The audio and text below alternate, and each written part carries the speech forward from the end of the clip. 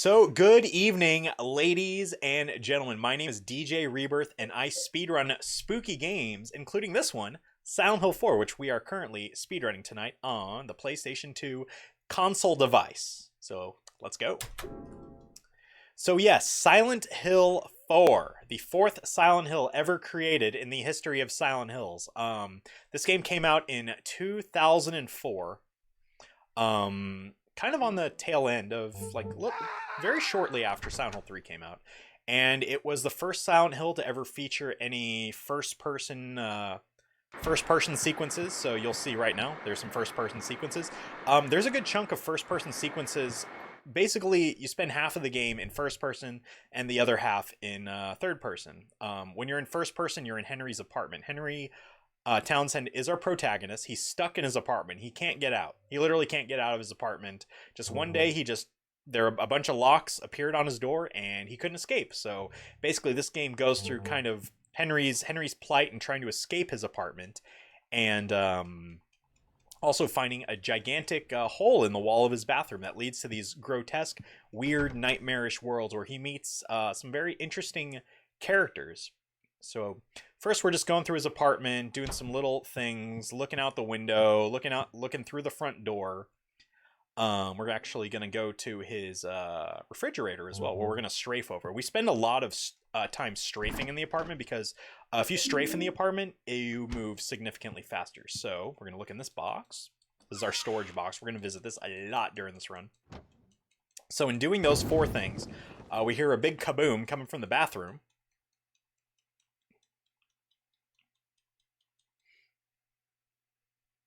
So now we're going to run on over to the bathroom.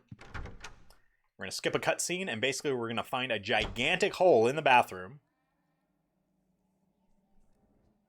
which a pipe is blocking. So we're going to grab the pipe, and then we're going to look through the hole, and we're going to go through the hole and split, and we save 3.9 seconds. Amazing! Okie dokie. So now we're basically going to spend a second going through the tunnel. This is the first and last time you see this little sequence right here. If you watch the cutscenes in this game, you see this sequence happen automatically, but in this first initial section, you go through it manually. And we're doing a little bit of joystick manipulation, where if you keep holding the joystick, Henry will crawl forward, then stop, whereas if you just go forward for a second, release the joystick, you can kind of mitigate the slowness of the stop period. So we're going to just crawl into this static. It's a very wonderful static, and it's going to lead us to our very first world that we visit. That we actually visit twice during the game, which is Subway World. So now we're going to flip the camera with the flip camera button. We utilize that quite a bit in this game. We also manipulate the camera with the right stick a little bit to speed Henry up. Also, we're going to meet the first NPC of the game, is Cynthia Velasquez. Henry doesn't know her. She thinks she's in a dream, by the way, but she's actually been pulled into this other world, which was created by the main villain of the game, Walter Sullivan. Walter basically is the central character in this game. We're just kind of experiencing his nightmare created by a series of unfortunate events, which we'll kind of go through as we go through this game. But first, what we're going to do is we're going to go into the women's restroom and go through a hole in the wall, which is going to take us back to Henry's apartment. Anytime we go through a hole in the wall, in the third-person view, it's always going to take us back to Henry's apartment. We kind of use that as a portal to go to his hub world, if you will. And different things happen every time you go back. Normally, sometimes throughout the game, you'll get little, characters knocking on your front door. It's usually your next-door neighbor, Eileen, or the superintendent, Frank Sunderland, who shares a last name with James Sunderland, the protagonist from Silent Hill 2. So right now what we're doing is we're looking through our apartment. We're like, hey, someone moved our little cubby thing, and then there's a random hole in the wall that we're going to look through. So we're skipping this cutscene. Okay, and now we're going to look down, grab this handgun. Now our telephone is going off, so we're going to run to the old bedroom. We're going to turn to our left. And we're going to answer the phone. Now, this is the only cutscene you can't skip in this game. This is a mandatory cutscene. So like what I tell all my viewers in my stream, this is a mandatory cutscene. So that calls for a mandatory water break. Hydrate, my friends. Very important. All right, so that's all we needed to do here. So we're going to go through this door. We're going to tap really quickly so you don't even see the hallway load. Okay. Heck yeah. All right, so now we're going to go through this hole. So now we're going back to Subway World. So all these worlds we visit are they were essentially created by Walter Sullivan. They were created by Walter Sullivan after he performed what was called the Ritual of Holy Assumption. My chat's got their chocolate milk and hydration buttons out. Also, we found a random dummy, a mannequin, if you will, that looks just like Cynthia, but it's not Cynthia. And we got some tokens from her, and now we're going to the next area. Chocolate milk, chocolate milk. We actually use our chocolate milk in the next area to basically barter for a spade to go digging. All right, we're going to use the tokens we got from the dummy in the bathroom, and we're going to go down these steps. We're going to skip a cutscene. What's interesting about this game is that on the PS2 version of this game, when certain ghost cutscenes occur, ghost introduction cutscenes, it does weird things to the video. So the video essentially drops for just a second, and then we come back. This is, of course, if we're using like a capture device. It's the weirdest, it's the darndest thing. You still experience the cutscenes, there's just a little bit of a frame drop. Obviously during speedruns we want to skip all that, so we're button mashing the start button as much as we can. So we're going here, and actually we are holding left to go in this door. Henry's movement axis is based on whichever direction the camera is facing, and if you have the joystick held down as a room is spawning in, Henry's just going to run in a random direction. We rescued Cynthia just now, by the way. She was stuck in the subway chair. All right, and there is Sharon, by the way. Her name is Sharon, the ghost we just ran past. That's one of Walter Sullivan's victims, because he killed a bunch of people. Surprise, he's a serial killer. All right. Rescue. Yeah, we kind of rescued her. I like to think she teleported, though. Cynthia has an amazing AI, though. Later in the game, you're escorting... Oh, there's Sharon. We tried. You're escorting... Henry's next-door neighbor, Eileen. We're escorting her through the game, and she has the worst AI ever. Whereas Cynthia, the lady who's following us, she has a very nice AI. And we're going to miss that, because that's the last time she's ever going to follow us. So we left her in the train. That's just where she hangs out. There's Sharon again. Good old Sharon. Walter Sullivan's victims. And now we're just going to go through this door. There's going to be another cutscene where we see the first official gigantic hole that leads back to his apartment.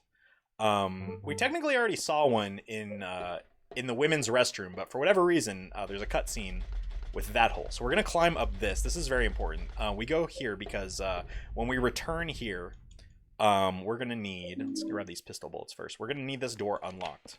So we're going to come through there much later, because we're going to revisit this area. So now we're going to go down the central area. We're going to make sure our handgun is highlighted, because in this game, if you equip a weapon while going through a door, you will save frames. So equip and go through the door. Look at that. Look at all those frames we saved. All right, so now there's going to be a cheetah-looking dog, hyena thing up here. We're going to shoot it twice. It's going to fall over. And now we don't need to worry about that anymore. In the PC version of this game, if you leave it alive and you run on the opposite side of those poles, you get stuck inside the dog's animation, and it can essentially boost you forward. We call it dog boost. I have not successfully pulled it off on the PS3 version. Or, I'm sorry, the PS2 version, but it happens. All right, so I'm just gonna focus here. There's some wall men coming out that we need to dodge. This is a very horrible. Oh, multi-strike. There we go. It's a very horrible part. Basically, we need to wait for them to finish their attack animation before we start moving. Otherwise, even though it's completed, Henry's hitbox will catch it, and then we'll take damage. All right, also, with these guys... Ooh, all right. That's okay. So what's interesting about these guys is if they... Ooh, yeah, see, that's what I was talking about. All right, and if they're peeking out like this, you can just run past them. That is a freebie. So if they come out of the wall and they don't attack, if they're just chilling, just hanging out outside... they might do a multi-strike, and the way to interrupt that is just by shooting them. It interrupts their attack. Sometimes they may just do one swipe, or they might do multiple swipes, so you gotta kind of keep an eye on that. Alright, so we're gonna go here, and we're gonna take the plate on the door, and we essentially just went into the conductor's room in the subway. We just finished the subway area, and we found Cynthia, the girl that we met at the very beginning, and she was in the process of dying because she was attacked horribly by Walter Sullivan, but you don't see him. That was a decent escalator. Well, that wasn't too bad. Alrighty. So now we're back in the apartment. When you finish a world, you wake up in Henry's bed. So we're gonna do the same thing, going back to the old bathroom. Hurry up and get that ambulance. We hear Henry's radio. One and go. So yeah, at the end of every world, a single NPC that you meet in each world, you meet a single NPC in each world, by the way. They die. They die because Walter Sullivan, the central character and main antagonist of this game, he's killing them. He is actually, by the way, he's dead. He's completely dead. He died quite a few years before the start of the game. But the reason he died was at his own hands, and he did it deliberately because he was carrying out what was called the Ritual of Holy Assumption, where he essentially kills 10 or 11 people, and, you know, not to get graphic, but he takes their hearts and their blood, and then he does a special ritual, and essentially at the end he kills himself and he turns into an omnipotent poltergeist. And because he did that at South Ashfield Heights, that was kind of like the central, where Henry lives. That's kind of the central location, which is kind of the hub world to Walter's crazy nightmare. So essentially when Walter, took himself out, in doing that, he created this other world, which, Henry accesses via the hole in his bathroom. And Walter makes little appearances, whether it's directly him, whether it's a child version of him, which we're going to see very shortly. And we just passed the NPC of this area, Jasper Gain. You don't need to interact with him. You can just run past him. We do end up interacting with him very shortly, but we don't need to do that now. There's a well right there. Keep an eye on that well. Remember, burn that well into your memory, because we're gonna come back to that well a little bit later. Right, do some camera manipulation here. There we go. And again, you can manipulate the camera just a little bit to get Henry to move either faster or just a little more, optimally. A little more optimally. So let's go ahead and do that. All right, so we're basically first gonna go to the graveyard. We're gonna run to the old graveyard. First and foremost, let's go to the old graveyard. We're gonna run past a ghost. All these ghosts are have actual character profiles. There was a lot of lore for this game scattered around online in the game manual, and eventually it all kind of comes together. There's a child there, by the way, which is Walter Sullivan as a child. One unintended consequence of Walter performing the Ritual of Holy Assumption is his child innocence split off his body and became an actual physical entity that you run into pretty much in every world after this world. Anyway, so the big floaty ghosts that we see are essentially the people that Walter killed prior to him executing his Ritual of Holy Assumption. So they're ghosts. They can do damage, but they're very underpowered compared to some of the ghosts we encounter later in the game. Alright, so we have this bottle of chocolate milk from Henry's apartment. We're going to give that to Jasper. There's good old Jasper in all his glory. Now he's just going to keep drinking that chocolate milk. He's going to keep drinking that until we come back here and use a key on that door. So you can, come back here as many times as you want, and Jasper will just be chugging away at that chocolate milk. And maybe that's just since we're in Walter's little dream world, maybe bottles of chocolate milk just happen to be, perpetually full.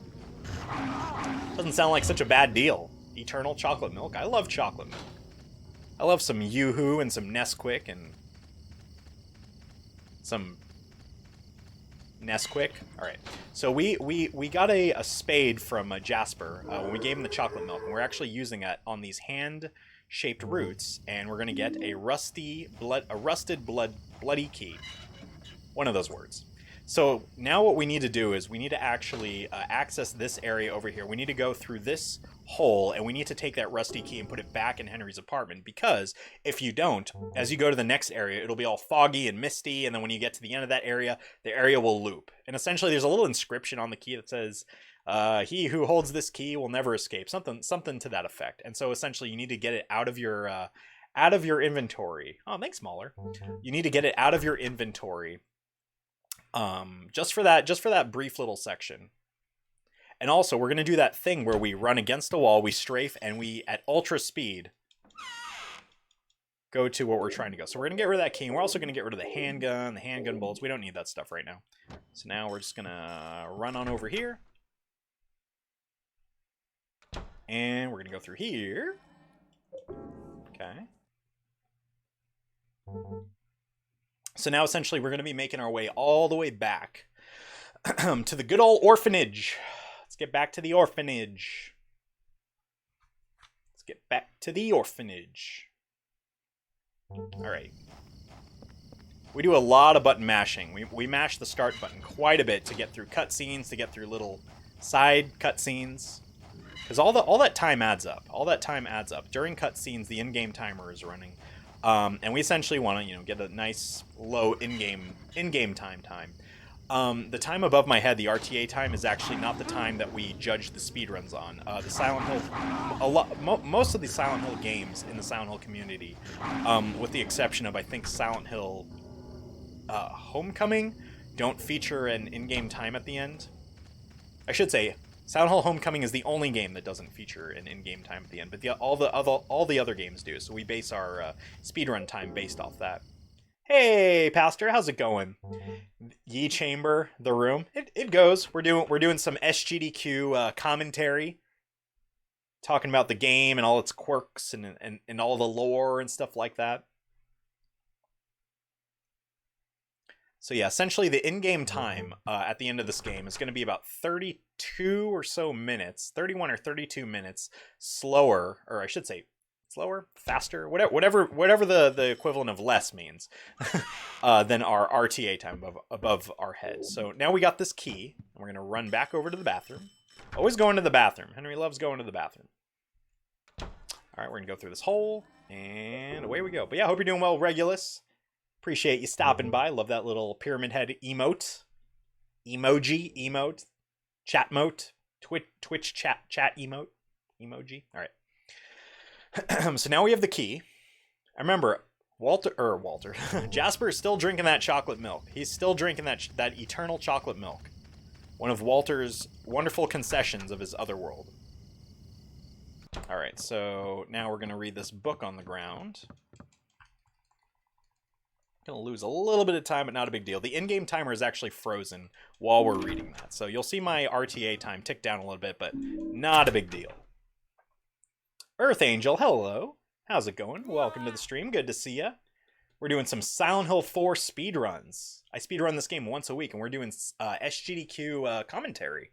We're doing commentary tonight, because we're going to submit this VOD as a submission for SGDQ very soon. But first, we need to get through this game and hopefully get some good RNG. But hope you're doing well, Earth Angel.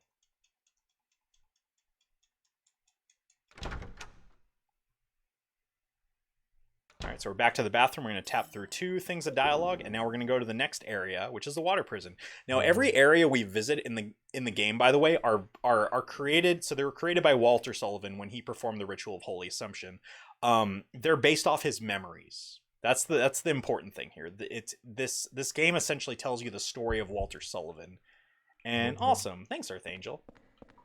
I'll try and have fun. This game has some crazy RNG. Hasn't happened yet, but it will. What was I saying? So basically, yeah, when Walter performed the Ritual of Holy Assumption, he created this other world. And it was based off his memories. So the subway world we were at, he visited that early in his life. The orphanage he visited that early in his life because plot twist / spoiler, he was abandoned by his parents as a child directly after childbirth in room 302 of South Ashfield Heights, which happens to be Henry's apartment. It wasn't Henry's apartment at the time. Shortly after that, a man by the name of Joseph Schreiber moved into that apartment. He was a journalist. And kind of during all that, Walter essentially snuck into his Joseph's apartment and did the Ritual of Holy Assumption because that apartment essentially was taught to Walter when he was in the orphanage, which the orphanage, by the way, was owned by a very terrible cult that you learn about through the duration of the whole Silent Hill series, the Order. Walter was basically taught that, hey, that apartment is your mother, so you need to perform this very specific ritual in order to see your mother again. Really, though, what the ritual is was kind of a little backup, ritual created by the Order, and it was essentially... Walter was taught by Dahlia Gillespie, who is like the main antagonist of Silent Hill 1 and was a very central figure in the early Order cult in the Silent Hill world. She basically taught him to perform the 21 sacraments. That's the full ritual. The first half of the 21 sacraments ritual is called the Ritual of Holy Assumption, where he killed half as many people as he needed. He got half the power, and so after he carried that out, he needed to still continue his work. And so basically, what Walter thinks is that he's just doing this ritual systematically in order to be with his mother again, and it's taught that room 302 is his mother. Like, that physical location is his mother. So he's doing whatever he can to be with his mother again, but really it's the Order just drilling that into his head, like, hey, you need to do this in order to, be with your mom again. So already he's just being manipulated from day one. Even, hey, M. Angel, welcome to the stream. Good to see you. Hope you're doing well. Hope you enjoy some Silent Hill 4 commentary, some Silent Hill SGDQ, or I should say Silent Hill 4 SGDQ commentary. All right, real quickly, we're turning some wheels now. On the PC version of this game, you can basically turn the wheels without this fading cutscene and save a butt ton of time. The reason we're turning this is because this water prison that we're in, which is actually right next to the orphanage, this water prison, which is in Lake Toluca, which touches Silent Hill, basically they brought the children. When children were bad at the orphanage, they'd bring them here and do horrible things to them. It's really terrible. But basically this place has little peepholes in the central tower, so this is how they spy on the children, and essentially they can control where the light goes by turning these wheels. So we turn the top one on the top floor 2 times to the right, and then the room we were just in, we turn it 4 times. And this essentially lets out a man we briefly saw. We skipped a cutscene, so we didn't see him in full. But Andrew DeSalvo, he's the second NPC, or I'm sorry, the third NPC you meet during the duration of this game. And he used to be a guard at this water prison, so already he's kind of a bad dude. One thing I didn't talk about as well from the previous world is that Jasper Gain, the guy who had the endless chocolate milk, he died at the very end of Forest World. He died by getting immolated, by being set ablaze by Walter Sullivan.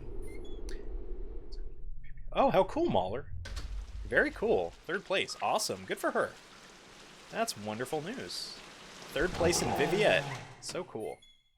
All right, so now we're jumping down these holes because we're getting to the final area of the water prison. And the thing about each world is that you meet a new NPC, and at the very end they die. This happens a total of 4 times, and we meet these ghosts later, or we meet these characters later in the run as like super overpowered ghosts. People that Walter kills after the Ritual of Holy Assumption, which is, what happens during the duration of this game, they just turn into super overpowered ghosts, so we have to kind of deal with them during the game. They all have their own little special thing we have to do to them in order to, lessen the madness.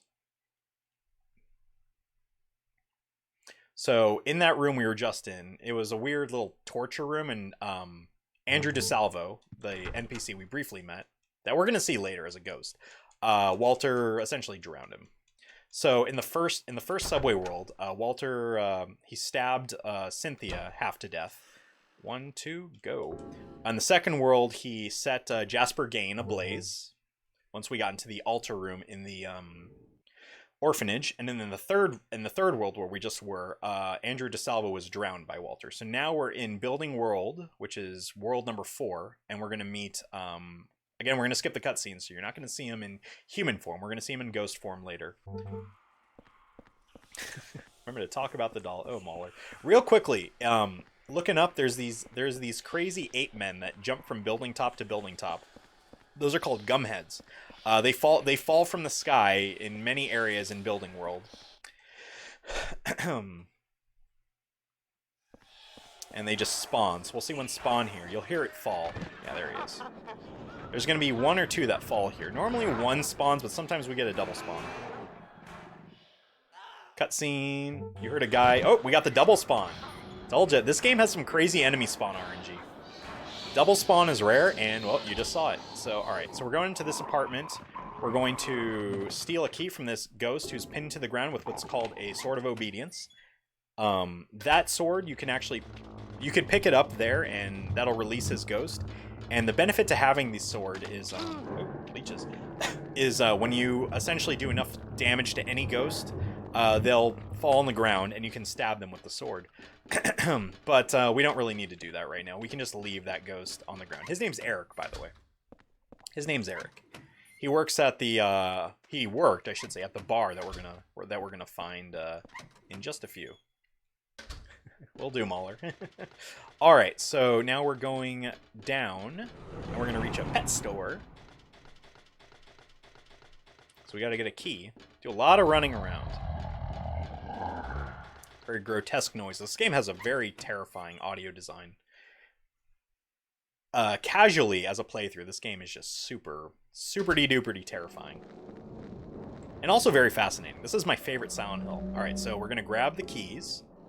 We had some good, okay. we had some good, we just call them dogs. Good dog placement there. Sometimes they'll just swarm you, and you just, it'll take a minute to grab the key, but that was half decent. I like that. Alrighty, so now we got the key. And we're gonna go back to this little shop of horrors. And we're gonna go through here.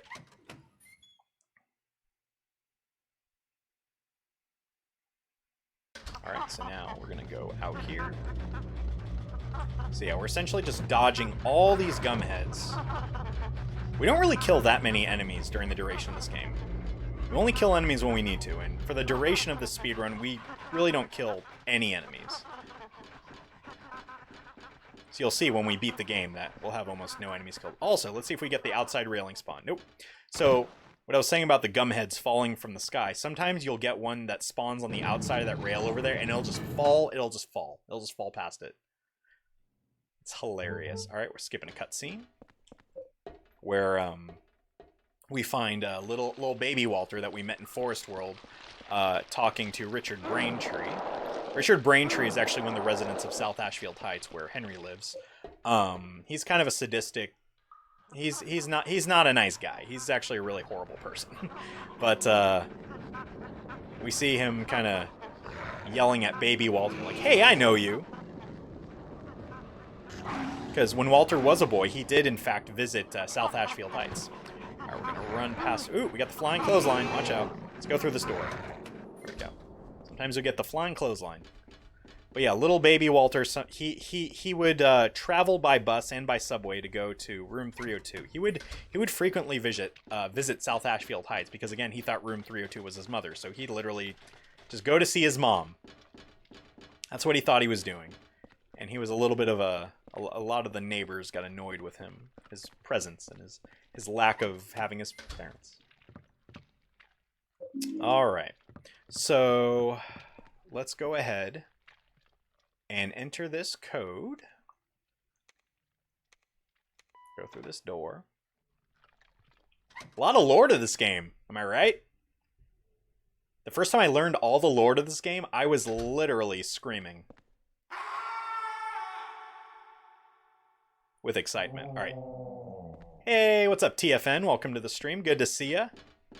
Strap in and get comfortable because we're doing SGDQ commentary. And it's a boatload of fun. All right, so that ghost is essentially going to chase us up these 11 flights of stairs.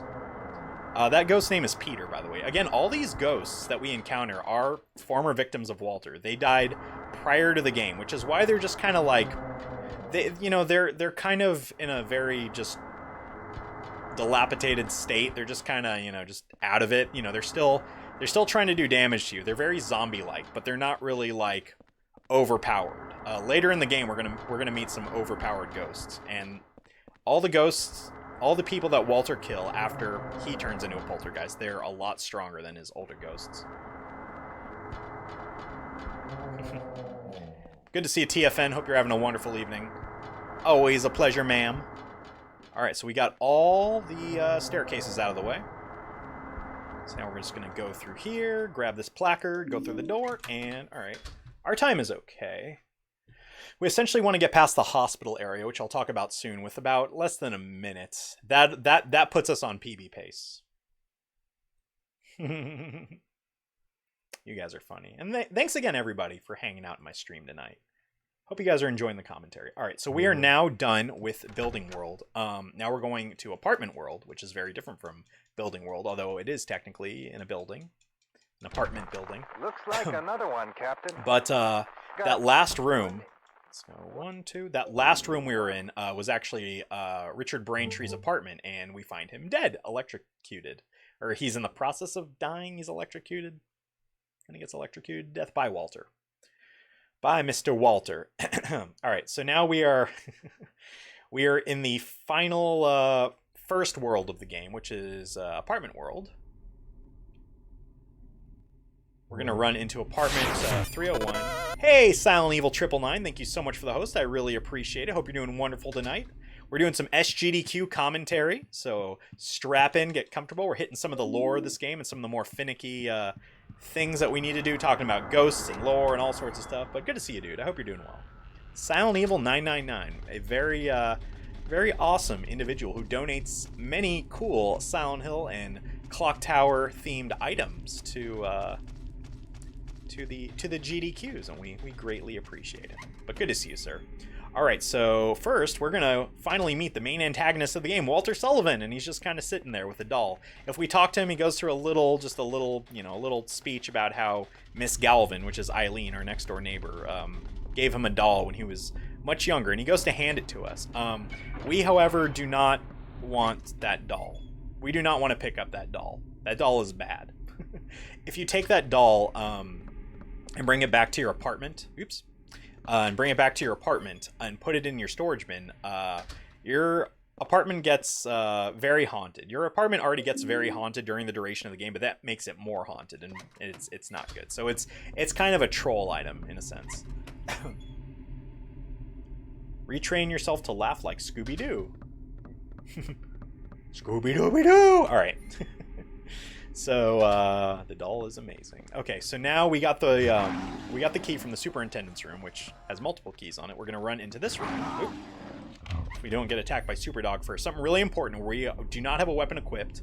We're using the weapon ready button, and we're just running right up to this. By doing that, we're not interacting with any of these leeches. Normally, Henry goes to stomp on them in a very Riverdance style fashion, but by holding the ready weapon button, it prevents that from happening. We're going to do some camera manipulation just a little bit to kind of mess up Superdog. If you mess with the camera a little bit, you can kind of mess up an enemy's targeting axis and essentially make them miss. It's very tricky, doesn't always work, but it's helpful. All right, we're just going to kind of go through here. All right, so there's Walter. We didn't talk to him. He still got the doll, and that's the last time we're going to see him in a very docile state for the next two worlds. So now we have a piece of paper that we found in that refrigerator. We're going to stick it under our front door. That is our apartment, room 302. We will be able to read it once we go through that door. Once we go through the hole behind this door in room 301. Shabby doll. Yep, it's the shabby doll. All right, so now we're going back to the apartment so we can get that paper that we stuck under the door. I'm gonna take a swig of water. I hope this is very educational. I hope everybody is learning a lot. Everybody in chat and the stream, and everybody watching this VOD of this crazy, crazy game. Alrighty. Awesome. Great Earth Angel. Very cool. Alrighty, so now we're going to go to the... awesome, Funka. So now we're going to go to the front door, we're going to look at these shoes, and then we're going to swing to the right, and we're going to grab the torn red paper. I like to call that shoe strats, because if you go right to look at the paper, you're going to grab the small little white piece of paper on top of the shoes. And that little paper is a little crumpled piece of paper that says, "Mom, why don't you wake up?" It's from little baby Walter. Alright, so by getting that note, we have now learned there's a key next to Henry's bed. Just been there this whole time, apparently, but we just haven't seen it, and it doesn't appear unless we read the note, but it's a doll key, and it's a room to Eileen's apartment. I don't really understand the logic behind that, but Silent Hill 4. Alright. Glad you like the emote, Mauler. And I'm glad you like the lore, everybody. So now we're going to go to Eileen's apartment as soon as we can. Alright, let's go.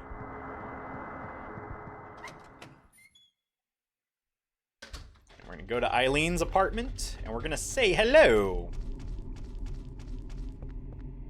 That's why the split is called Hi, Eileen. She's so excited to see us, she screams. Alright, so now things are going to start to get kind of crazy.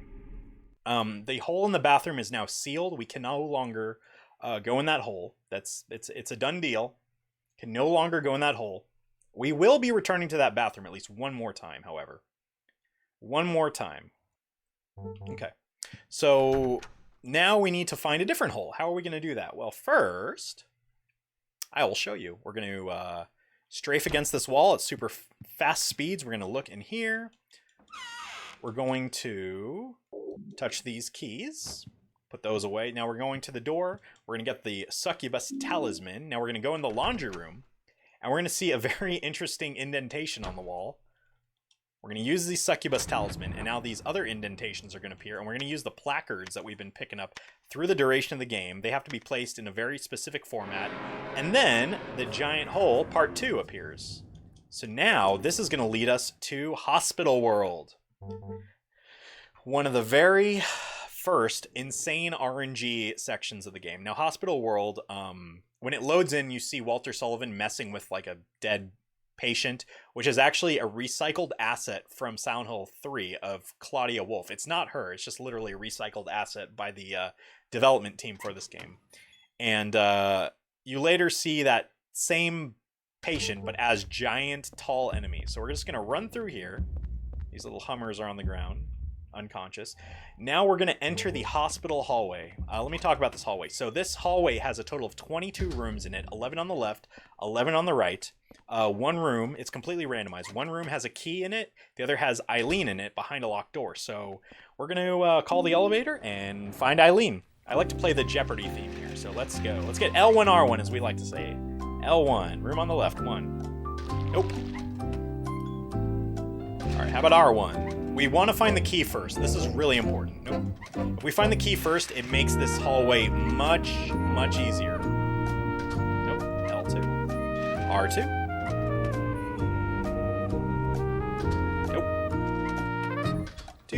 Do L3 E. Let's go. Nope.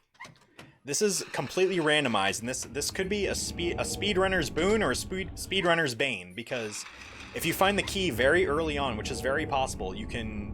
There we go. All right, I think that was R4, so this is good. Hopefully we find Eileen soon. So now what we can do is, now that we found the key, we can go door to door. We don't even have to enter it. We can literally just use the key on every single door. Boom, right there. So I think that was L5. So we got an R4, L5. That's decent RNG. It's better than finding Eileen later. So that's okay RNG. Not the greatest, but decent. So now in doing that, we have saved time. We're going to flip the camera. These patients have now appeared. We're going to pull Eileen over here. There we go.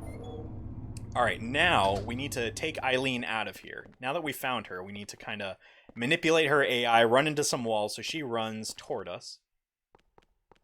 There we go. We saw her shadow. All right, now we're going to run against a wall, dodge this patient, and go in this room. Eileen's going to follow us because she was close enough. We're going to go in this hole and go back to our apartment, and Eileen is not going to be there because she didn't see the hole. So essentially now this game has turned into an escort quest, an escort mission, if you will. This game is now an escort mission, and we're going to revisit every single area that we visited initially going through this game. One of the ingenious design decisions by the dev team was they're not going to create a ton of new areas. They're just essentially going to reuse assets and doing it in a very clever fashion. So I will delve further into that in just a sec. All right, now the air in our apartment is heavy, and one thing I didn't talk about is that when you're up until the hospital, while you're inside of your apartment will actually heal you. Now that we've pulled Eileen out of the hospital, we will no longer be healed by our apartment. So we're going to be very dependent on picking up health items and things of that nature. Even though we're playing this on easy, things still get pretty hairy. Harry Mason. That's the protagonist from Silent Hill 1. Bad joke. All right, anyway. And button mashing, and we're back. All right, let's go. So now we got to get the heck out of the hospital. All right. So we're going to run this way. Eileen's going to follow us. We're going to use the key here, and let's go. Beautiful. All right, we're going to run down this big old stairway. We're just going to run straight away. We might take a little bit of damage, but essentially we just want to make a beeline for the exit, and Eileen hopefully won't get hit too much. Hopefully we won't get hit too much. And Eileen is close by. We don't want her taking damage here, so that's not necessarily good for her to take damage here. Come on. Where are you, Eileen? I know you're nearby. I know you're nearby. There we go. See, she's there. She's just shy. So what's interesting about this, that's a callback. So what's interesting about this is, so now as we escort Eileen, we don't want her taking damage. The more damage she takes, the more possessed she becomes by Walter. Walter is able to just move in and start to possess her. What you saw just now in the hospital world, that's not necessarily the best setup. Because those patients, for whatever reason, do a ton of damage. We'll know pretty quickly in the next two worlds how Eileen is performing based on that.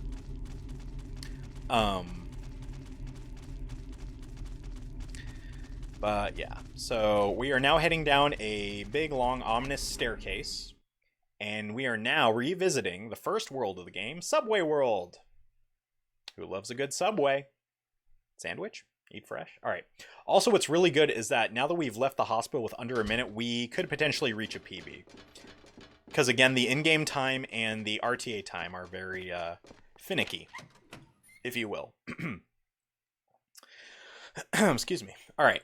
So, now let's go through here. We're going to just move as quickly as we can, kind of, sort of go in a straight line and manipulate Eileen's AI to sort of follow us. We just got to kind of feel it out. Hey, Moose Torturer. How's it going? Welcome to the stream. My favorite barista in the whole wide world. We're just waiting for Eileen to turn up. We're doing some Silent Hill 4 SGDQ commentary. Alright, so now we're going back into the women's restroom. Henry's favorite place in the whole wide world. Awesome. Glad you're excited, Moose. All right, so now we're going to do the same thing where we hold the weapon ready button so Henry doesn't interact with those leeches. Our health isn't in the greatest shape, so a little bit further into this section, we're going to grab a healing drink. Oh, no worries, Earth Angel. GDQ is games done quick.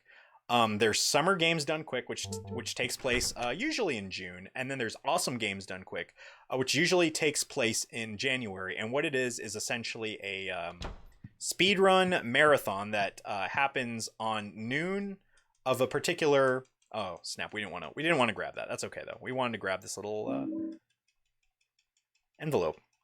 It starts on the noon of a particular Sunday, and then it runs 24 hours a day, 7 days a week until the basically midnight of the following Saturday. And they raise a ton of oh, cool, Moose. Glad to hear it. They raise a ton of money for charity.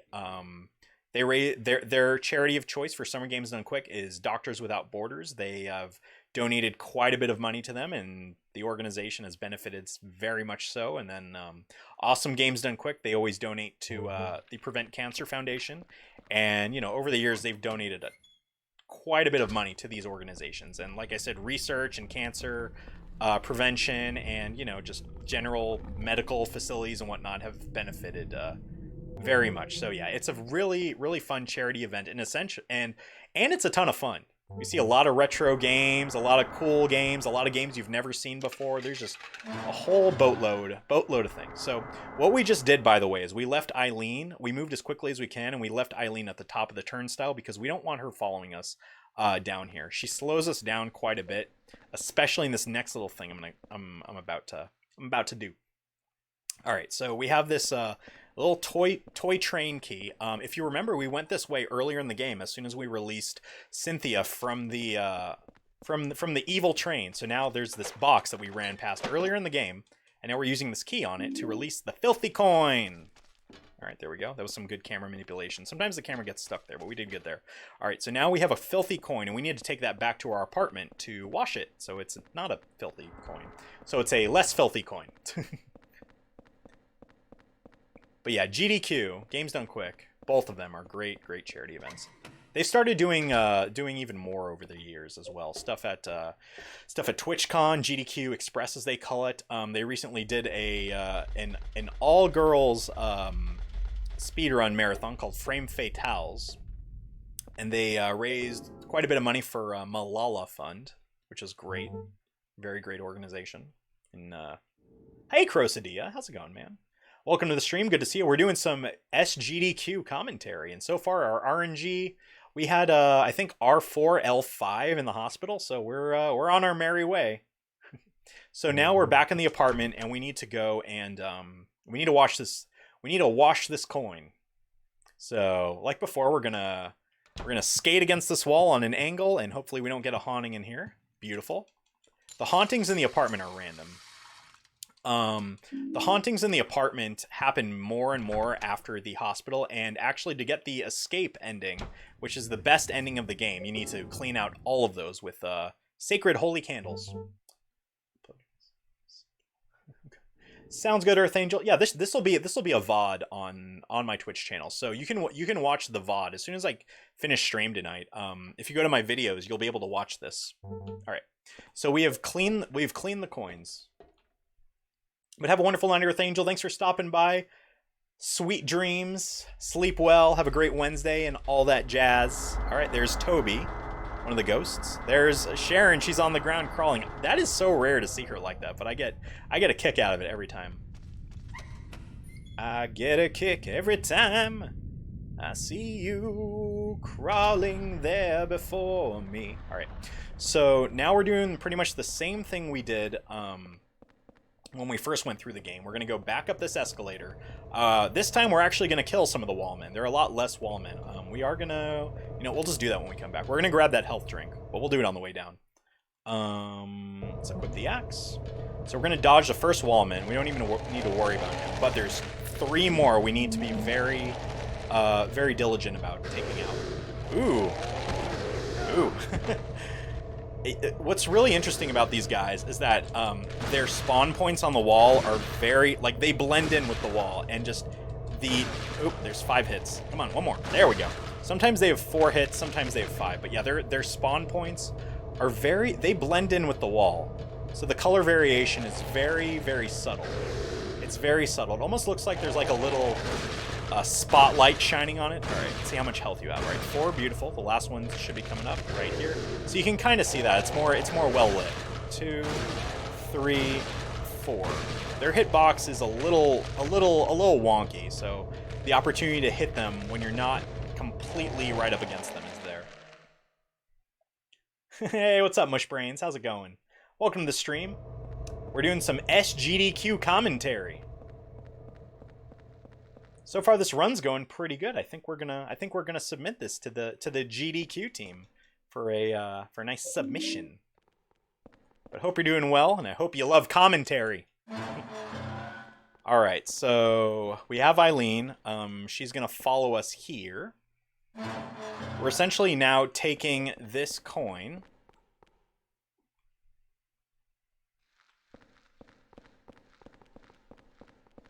Coin we cleaned, and now we're going back here for the very last time. Awesome, thanks Mushbrains, I appreciate it. Excuse me. Now we're going to this old vending machine. We're using the coin on the vending machine, and what do we get? We get a murder scene key, because that's, that's what you get out of vending machines, right? You get some Doritos and some Starburst, and my favorite, a murder scene key. All right, so Eileen's gonna follow us back up these stairs. We're gonna get this train ticket ready, and that train ticket we picked up was actually Cynthia's ticket. We kind of passed it really fast, but and you'll see it again in a second. Here's Eileen. Make sure she follows us. Sometimes she likes to not follow us. There she is. Beautiful. All right, so this was the room where the first time we went through this ended. This is where Cynthia died. Obviously, she's not here anymore, but there's a train handle here. What's a train handle doing there? That's weird. All right. And also, in a cutscene that we skipped, we met Cynthia's ghost. She looks very much like the girl from The Ring, Samara. She has very long, creepy hair and looks like, you know, the girl that crawls out of the TV. Very ominous and creepy. So now what we're going to do is, the reason we killed some of those wallmen is because now we're going to run down the escalator. We're running down the escalator, and none of these enemies should bother us. There's only the one at the bottom. We can't dodge him like we did last time, but we can listen for a sound cue and then dodge him. So just keep going.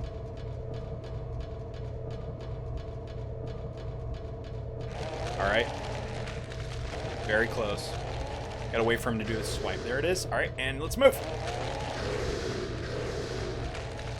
And so the thing is, Eileen doesn't need to be near us when we get down to the bottom of the escalator. As long as we get to the bottom, she'll be there. Just like that. So now we're going to pick up this health drink, because we did take a little bit of damage, unfortunately. We're going to pick up this train. Well, we're going to take this train handle that we already picked up. We're going to go on the train. We're going to run into good old Cynthia. That's why she wasn't at the crime scene. She was in this train, and now we see her ghost for the first time. Alright, so now we're going to use the train handle on this train. The train is going to move. The happy, fun train is going to move. Hopefully Cynthia didn't spawn near us. Okay, beautiful. She's kind of there, but I think we'll be okay. We're going to pick up the Sword of Obedience, because we have a ghost that we're going to pin later. There's Eileen. Alright, very cool. We're almost out of here. Okay, now we're going to skip a cutscene where Walter appears. Now he's super mad that we're getting through his world, and he doesn't want us getting out. And so he appeared, and now Eileen is going to appear a little bit more injured.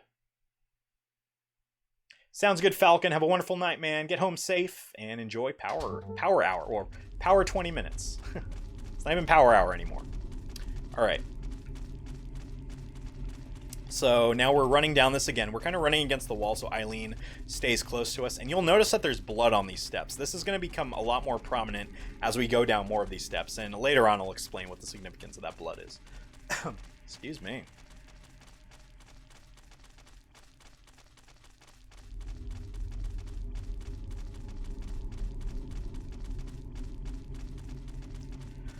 All right. So now we've finished Subway World. We're all done with there. And now we're going to go back to Forest World. We're going to spawn in Forest World. Good old Forest World. Part 2. Forest 2, as we call it.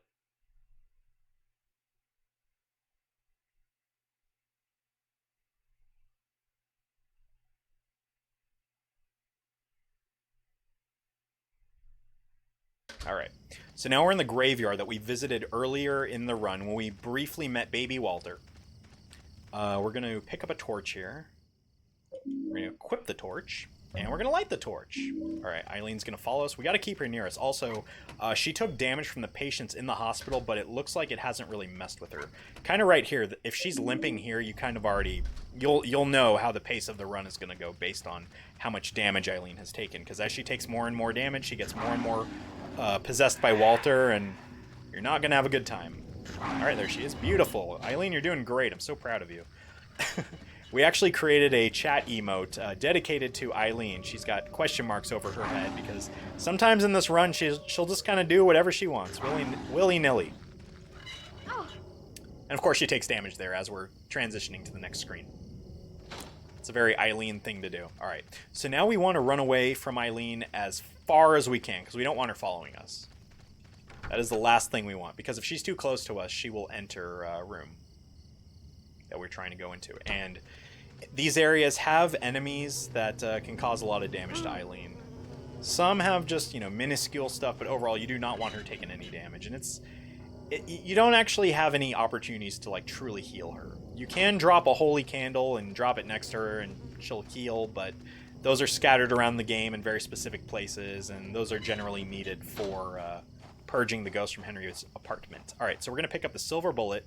This bullet's really important because you can use that on ghosts to essentially put them out of their misery, but they will eventually come to, because unless you pin the ghosts with the Sword of Obedience, which we have, They're just going to keep coming back. But in this run, we only use one sort of obedience, and it's to obtain a specific item. There's Walter, by the way. He's now physically chasing us. Well, like he was at the very end of Subway World. All right, so now we're making our way back to the orphanage area, because now we've gotten the next body part. And we're picking up body parts, by the way. I should talk about that. There are a total of 5 body parts. It's mannequin parts. Don't worry, those aren't real body parts. They're just human-like. There's Eileen. All right, hold on one second. We got to get away from her. Don't come near me, Eileen. All right, I think we're okay. All right, perfect. We can kind of manipulate the camera sometimes to just make sure she's not behind us. So basically, there is a mannequin which is inhabiting a wheelchair on the platform where the orphanage house used to be. And he essentially is missing all his body parts. So you have to find a total of 5 body parts to plug onto his body, and then essentially he briefly comes to life. And then there's Jasper, by the way, if you guys remember Jasper, who was immolated. Well, now he's chasing us, still on fire. All right. So yeah, we got to use all of the body parts on the dummy to move the wheelchair to reveal a hole, which will lead us to an underground altar that we approach and then leave. All right, there's Jimmy Stone, Walter's first victim. He's been floating around, no pun intended. Here is good old Steve Garland, one of Walter's former, well, I should say one of his earlier victims. Steve Garland was actually the owner of the pet store that we were in earlier in the game. Every ghost we run into has usually has some sort of story lore element that ties them to different places in this game. Not all of them, but most of them. Alright, so now we lighted that torch. We're going to get body part number 3. There's a gum head in this screen. We're going to flip the camera. Beautiful. My back is itchy, so I'm going to scratch against my chair. We're good now. Alright, now these gum heads are going to spawn here, but we don't need to... They're not hostile toward us. They're just kind of random. They're super-de-duper-de rando. Alright. So now we're going to run past Steve Garland one more time. He's actually very strong. He's very slow, but he's very strong. Also, when you're within proximity of some of the ghosts, they can just, alone by their presence, do damage to you. Not much, but you're still taking some damage. So you want to kind of steer away from that. Alright, so now we're going back to where we ran into Jasper, where he was on fire, which coincidentally is this first area that we met him in the game. So now what we're going to do is we're going to use this torch right here. For whatever reason, we can't light the torch on Jasper's body. I guess it's just magic fire. We're going to take this torch.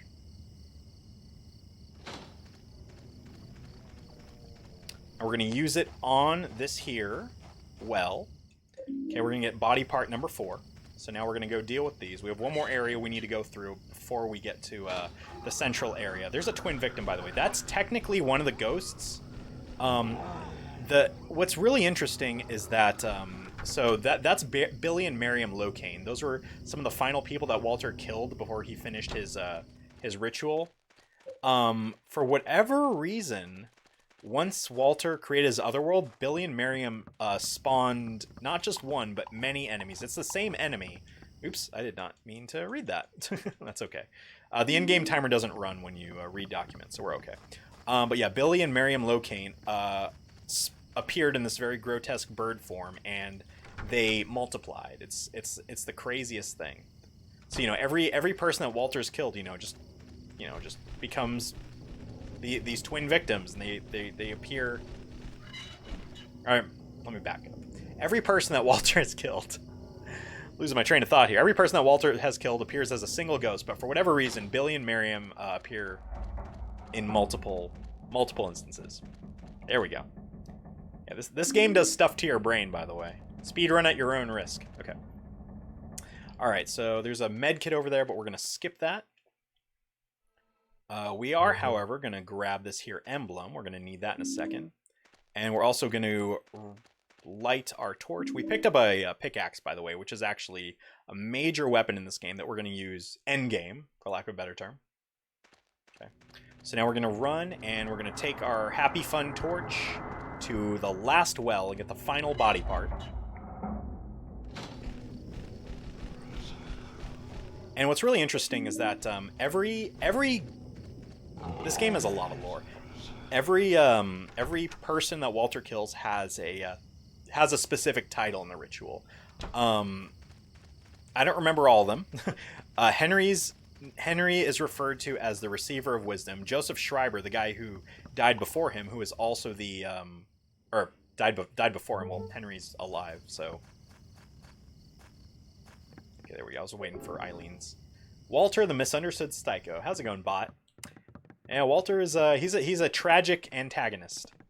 Are we going there to pull Eileen? And there we go. Saved a little bit of time there. Nice. Man. So yeah, a lot of stuff going on. So yeah, Henry's referred to as the Receiver of Wisdom. Joseph Schreiber, the guy who lived in Henry's apartment prior to him, is referred to as the Giver of Wisdom. Eileen is referred to as the Mother, and just various ghosts have, prior to them being killed, have specific role names. And that lore is like scattered all around the internet and in the game manual and all sorts of stuff. It's remarkable. All right, so anyway, we are done with Forest World. Mommy? Oh. Wake up. See, there we go. Sometimes you can just bash right into Eileen. Yeah, see, she's taking a little bit of damage, so now she's starting to be gradually more and more possessed, and that can make a dent in the run, and not in a good way. So essentially, sometimes you have to run into her. You have to, unfortunately, strike her with a weapon to just kind of snap her out of it. And if you remember, she really didn't take that much damage from the past areas we were in. It was literally just the patients in the hospital. So, Scarlett, what's up? How's it going? Welcome to the stream. We are doing SGDQ commentary, so come, stay a while. Get nice and comfy. Hope you're doing well, though. Great to see ya. Excuse me. All right, now we're going to skip through some cutscenes, and now we're going to be in Water Prison World. Water World, as we like to call it.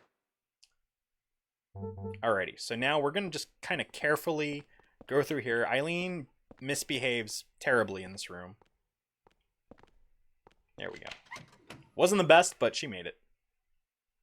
Alright, there's Walter. We're just going to run past him. Hi, Walter. Bye, Walter.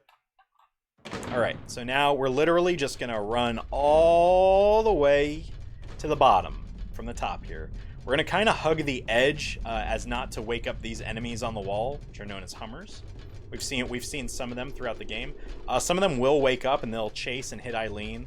Walter likes to shoot them for whatever reason. He just loves to shoot these enemies. So we're gonna try and wake up a minimal amount. Awesome, sounds good, Scarlett. Well, get nice and comfy. Appreciate you being here. All right. So essentially, we're just getting to the bottom and waiting for Eileen to just kind of, show up. We're gonna wait for her to show up.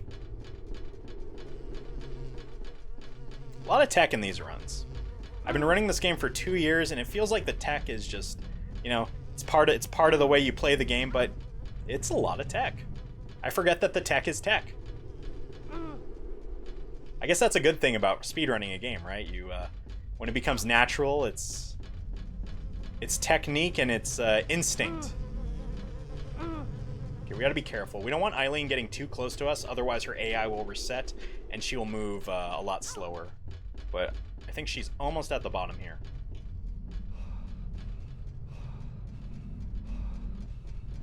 There she is. Beautiful. All right, so now one little manipulation we need to do here is we need to run into this corner. We need to shoulder bash Eileen like that. And then we just need to run to this door, go through, and now she's just going to chill in there. Because we need to climb these ladders. We don't want her following us. Oh, there's Walter.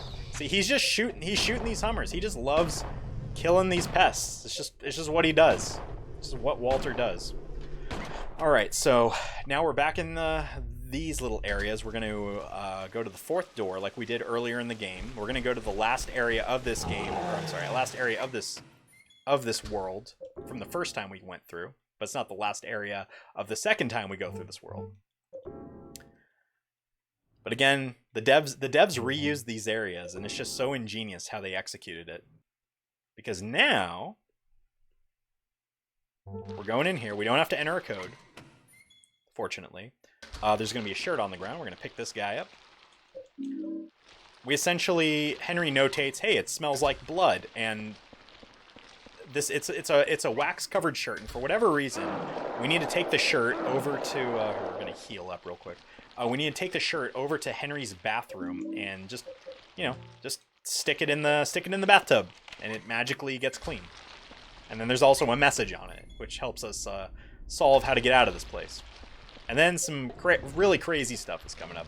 The game gets super crazy. Basically, from the time you end this level to the end of the game, things get really, really crazy. We've already seen the hospital, and that was RNG madness. And we didn't have too bad RNG. You know, we wanted L1R1. You know, that's what we all dream of getting. I've actually gotten L1R1. There's a clip of me on Twitch getting it. It's happened, I think, 2 years ago. I haven't gotten it since, but it's amazing. All right, so anyway, we're going into the bathroom now.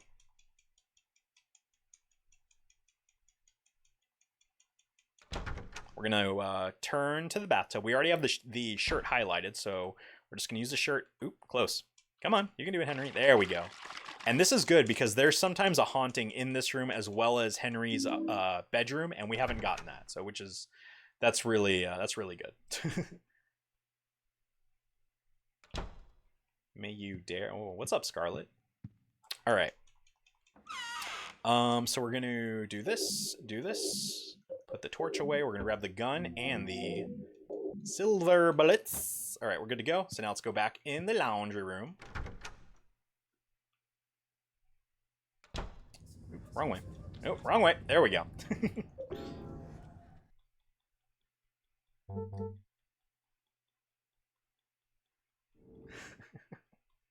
That's funny. No, not tonight, Scarlet, because we're doing commentary. We're doing GDQ commentary. We could do that in the regular stream though. Hey, Kiltakir, hope you're doing well, man. Hope you like Silent Hill 4 lore. By the way, we did the same thing where we just equipped the weapon and went through the door and we saved a bunch of frames. So that's one of the benefits of going through a door. Because you can equip a weapon. All right, so we're also going to equip the silver bullet. It's kind of nice to do it when you take damage. You can kind of sneak. Run into these guys. You can kind of sneak an ammo load when you take damage. All right, there is Andrew DeSalvo in ghost form. We hit him with a silver bullet, and now we're hitting him with a sword of obedience. There we go. Also, these enemies right here, these weird fungus enemies, you can literally get rid of them just by running into them. You could, use a weapon on them, but it's a little bit quicker just to run into them. So this area is going to end with, if you remember me talking about the twin victims, Billy and Miriam, in bird form and in multiple form, we're about to run into like 1, 2, 3, I think 8 or 9 of them, all bunched together, and there's some tech we need to use to get past them. Runs can end here, and also runs could, not end here, which is what we like. We want the run to continue. But I'll let the game do the talking. That's right, TFN. Doing what we gotta do. Alrighty. So we're gonna run to this door now that we have the key. Once we see Eileen's shadow, we can basically go through this door. Alright, there we go. And now, here's a long hallway with a bunch of twin victims in it. We have to do a very specific technique here, where we run up this left side of the room. They point at us, they start to chase us, we go past them this way. What we want is for them to just follow us in like a little train-like fashion. Eileen can take damage, so can we. There we go. Boom, look at that. Done. That room is a nightmare. That can go south very, very fast. That can go terribly very fast, but we got it, so good. Eileen did take damage though, which we didn't want to happen. And remember, she already started to gradually get more and more possessed, so we got to kind of keep an eye on things. But we are going to run against this wall just so she stays close to us and keeps running. We're still under a minute. I don't expect a PB from this, but we're still going to get sub 1 hour in the in-game time. My current PB is 55:41 in-game time, which translates to about an hour, 26 minutes, and 30 seconds RTA time. So not bad. All right, so what we're going to do here is now we're going to go into the building world for the last time, which actually has a major skip in it. The first area of Building World 2, Richard Braintree in Super Duper Ghost form, which we're gonna see in just a sec. He spawns. He's gonna do some spawny spawn. Have a great big spawny spawn. All right, here we go. So there is Braintree just floating on in. All right, so essentially we want to run past him. We want Eileen to run up to us so she can come into the elevator. I don't know what she's doing. This is why we created an Eileen emote. Oh my god. Wow. All right, let's see. Okay, perfect. We got her. Yeah, that little area can go a lot of different ways. All right, so now we're going to do a gigantic skip. This is probably the biggest skip in the entire game. So Eileen she's injured, so she's not able to go down ladders. If she was, we'd be out of this place in seconds. So here's what's going to happen. We're going to pick up these bullets first. We're going to run down here. We're going to bash Eileen in the shoulder. We're going to stun her for a second. We're going to run in here. Eileen is not going to follow us. Remember, we did that earlier. And now we can go down a ladder and essentially skip a huge, huge chunk of this area. I am going to pick up this health item just because we did take a little bit of a bump in the twin victim hallway. Yeah. Sometimes you just gotta... There's a lot of health scattered around this game, which is really helpful to a speedrun. Obviously, you know, you do lose time when you heal, but you prolong it. You prolong it. Sometimes you just want the show must go on. So, all right, we're skipping a little cutscene here where Big Walter's talking to Baby Walter, and then Cynthia appears. So now, since we left Eileen in that room on the rooftop, essentially coming to this room despawns the wall, the big fence that she was next to. And she's just going to appear there. So we literally skipped 75% of this level. Normally, Eileen yells at you that she can't go down. She can't go down a ladder. So you essentially need to pick up a bunch of random key items. I mean, it's a specific set of key items. Oh, Eileen. And place them in various places in this area. And then you unlock a door where there's like an enemy gauntlet, and then you fight Richard Braintree as a ghost one more time. All right, so we're going to do a real intricate, not skip, but little save here. As soon as Eileen's feet hit concrete, I'm going to go through this door. Oh god, did we do it? Yes, awesome. Man, that's tough. It took me a long time to get that. And sometimes I still miss it, but not that time. But yeah, if you go through the door right when her feet hit the concrete, you hear her feet on the concrete, you can essentially pull her through the door without her going all the way around. You hear that, Doug? I'm coming to London. Oh my god. Heavy. Shut up and sit down. That Cicero guy, what is up, man? Thank you so much for the raid and the host. We are doing some Summer Games Done Quick SGDQ commentary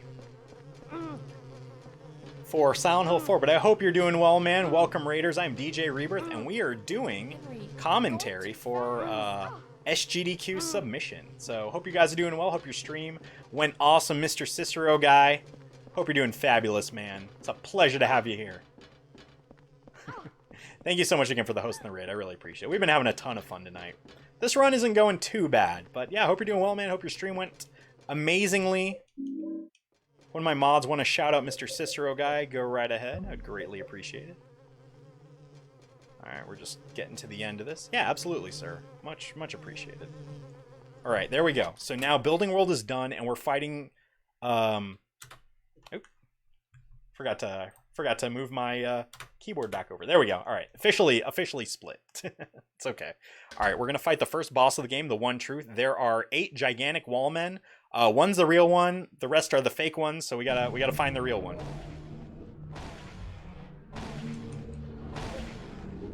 All right, not them. Let's go to this next cycle.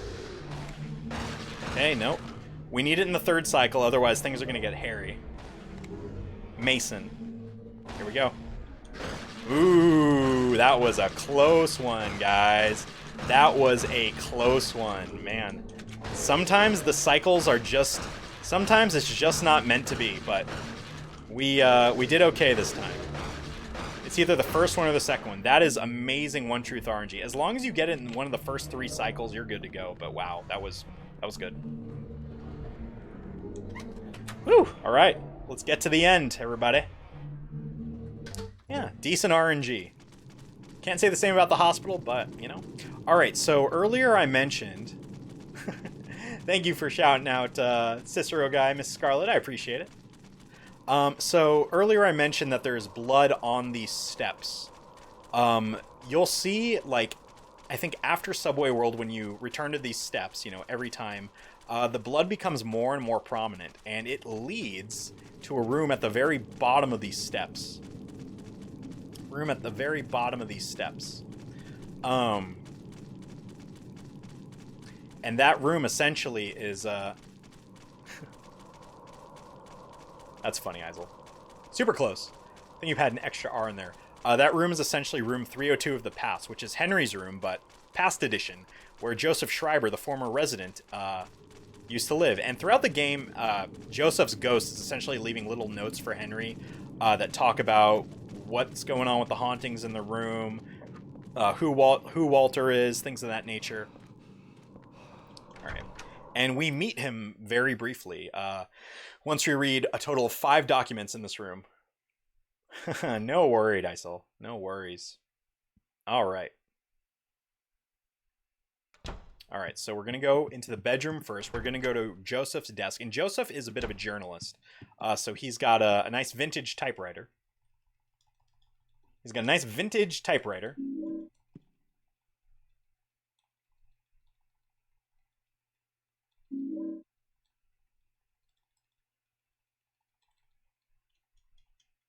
Beautiful. Okay. All right, so now we're going to go to the living room and just read 2 documents on the table. Button mashing for dear life, as we call it. All right, and now when we run toward the hallway, this big pool of blood where the blood on the stairwell leads, if you blink, you'll miss it. Joseph Schreiber just came out of the ceiling, and he gave us a little prophecy, and now we just picked up a pickaxe, and now we're out of here. We saved a little bit of time. This could turn into a PB. It's hard to say. Sometimes on the clock, if I'm just 30-ish seconds, sometimes it culminates into a PB. It's the most remarkable thing. So anyway, so we just got out of room 302 of the past. We've got the pickaxe of hope. We're going to the hallway now. My nose is itchy. We're going to turn to the left against this wall, and we're going to use this pickaxe, and look, another hole. What's up with all these holes? Exactly, Kilticure. All right, so now we're in a secret storeroom, and oh my god, it's Walter's corpse. Where did that come from? And oh my god, there is a refrigerator in there. No wonder Henry's electrical bill has been so high lately.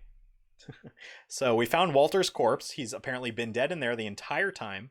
And now we have the keys of liberation. So we're going to take those to the front of here. We're going to use them. It's a cutscene we're going to skip. Should have been a boss. That might have been cool. That was a boss. A little mini boss. A little first-person mini boss. All right, so now we're entering the final world of the game, Apartment World 2. Which has been completely redesigned. This is the only recycled area that's actually completely redesigned. Now we go a different direction to go different places. So we're going to go back into room 301 now. It's a completely different manifestation of this room. So now we're going to go down these steps. All right, we're going to go through the door. Oop. Twin victim in my way. We're going to hang a right. And we're essentially going to visit a good chunk of the apartment residence rooms. In a casual playthrough of this game, which is actually super incredible, you learn all about the residents, the type of people they are. They're all very interesting and some kind of disturbing characters, which includes Richard Braintree, who, you know, in Building World, there's Cynthia, who never lived here, but she likes to hang out here as a ghost. Oh good, we still have our health kit from the One Truth, I just realized, which is actually really good. Sometimes you can take a lot of damage at the One Truth boss, and it's cartons. Ooh, a hammer to the head. Hammerhead. All right. All right. Our time here. Okay. So yeah, we're revisiting Apartment World 2, and we're kind of going into the different rooms of the different residents of location. All right, so we're going into the second door here. The game kind of tricks you to go in that first room. Okay, so now we are in Richard Braintree's apartment, which is actually the last area in Building World 2. And there's a chair over there that has his Magnum gun on it, which is a really good gun, but we don't really need it during the last boss fight. The Pickaxe of Despair, which we actually picked up in the mine in Forest World 2, does a ton of damage. So now we hear little Walter calling out to his parents. Again, remember, he was orphaned. He was left as a baby in room 302. The superintendent of the building, Frank Sunderland, who is James Sunderland's father, James from Silent Hill 2, found him and, gave him to a orphanage that was, run by the Order from Silent Hill, just a terrible cult. And, as Walter was there, he was told, hey, your mother is room 302. If you do all these things, you will meet your mother. If you kill these people. And so, after he became of age, he started to kill people, and then he did a crazy ritual. And so, essentially what we're doing is these dummies, these bodies, I should say, that we're talking to, they're kind of straight-jackety representations of Walter. And so we hear, the little situation. Ooh, taking some damage. We'll be okay, though. We hear, what kind of went down between his parents, their little conversation about, oh no, we had the baby. Let's get out of here. We don't want the superintendent seeing. That guy's weird. So we're just essentially talking to these to essentially free up chains that appeared on the doorway. Hey, bro, coconuts. Yeah, this is a great track. It's a great track. Hope you're doing well, bro. All right, now we're gonna examine the last body. So every time we examine one of these bodies, a chain that's on the door to the superintendent's room releases. And we need to get to the superintendent's room because there is an umbilical cord in there that we need. It is literally Walter's umbilical cord that, for whatever reason, Frank Sunderland felt inclined to save. He felt that it was a very, very important, just something was telling him to keep it. And it's actually a good reason. It's a good thing he did. It's a very good thing he did. It's a very good thing he did. All right, so now Eileen's gonna appear one more time. Yeah, absolutely, bro, coconuts. Absolutely. Likewise.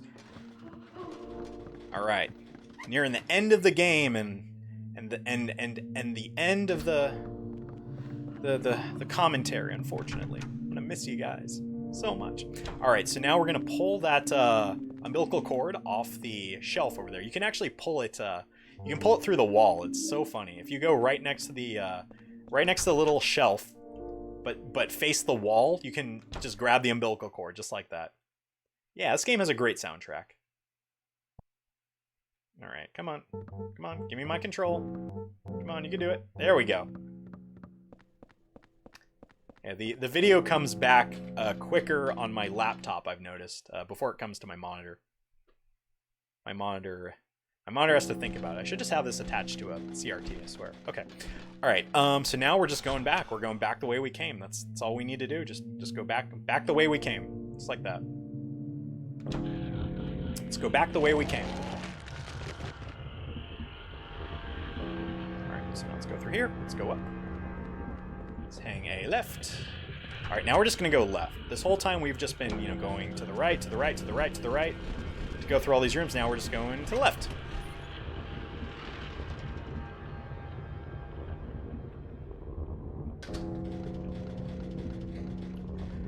Alrighty, left. I always have to tell myself which direction to go because it does become kind of tedious in this little section. It's a little tedious. All right. Okay, one more hallway to go. Going down and to the right. Now we're gonna be back in the artist's room, one of the residents of South Ashfield Heights. Going left. Almost there. We're almost at Final Walter. We're almost there. Almost there, everybody. Almost at the last battle. Beat Walter in under 2 minutes. Maybe. We'll see. We'll see how it goes. We'll see how my Walter tech treats me. Alright. So we're going back into our apartment. We're essentially done with Apartment World 2.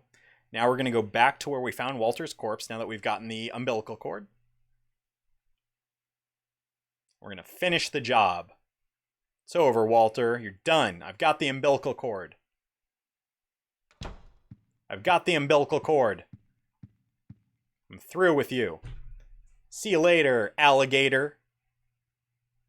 Oh my god, his corpse is gone. Well, we'll just examine this pool, and we'll just go in instead. And now we're going to enter a little room that's just going to restore our health, which is awesome. Because in the run, it's kind of crucial to get this. Thanks, Chulette. I appreciate it. Why do the monsters point at me? Because Henry is the receiver of wisdom. And he's the second to last person Walter needs to kill. Or I'm sorry, he is the last person that Walter needs to kill. The second to last is Eileen, who we're about to see, who's in a very trance-like state, and she's going to be walking toward this big spinny metal thing.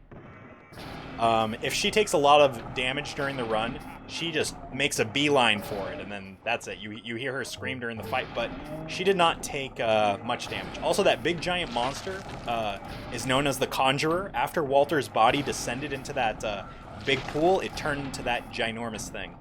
So now we have Poltergeist Walter, and then which was created from Walter's body, and we have we have giant we have the giant monster, we have Conjurer Walter, which was created from his body, and then Poltergeist Walter, which is can still attack us. So we're going to start stabbing these spears into the Conjurer. Once we stab 8 in there, Walter becomes mortal, and then we can kill him. And these headstones that we're pulling that we're essentially pulling the spears out of represent Walter's 8 victims leading up to the game. Okay, this is interesting because now Walter, he's in a very he's not in a favorable spot. Although if we can keep him right here, we can go up to him and pretty much mess him up.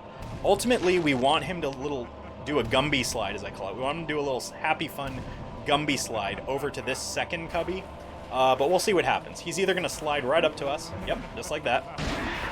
So now there's a little bit of tech we need to use to kind of take advantage of him. Normally, if he's up against one of those headstones, he does a little attack loop, but he does also kind of do it here. We just gotta kind of push him up against the wall, all while charging our weapon. It's very, very interesting. All right, so this is going to be interesting. We need him to jump backwards first. All right, that wasn't exactly what I wanted. We just need to maintain distance between us and him. Okay, we need his back to just face that wall. As long as he faces that wall, which is the opposite of what he's doing. All right, this is just going to be this is going to turn into a brawl, basically, because Walter's back is not against a wall, so we just basically need to take him out as quickly as possible. Normally, if his back is against a wall, he's just going to do a little swipey action. A little swipey action. I think if we can land this attack one more time, we got him. There we go.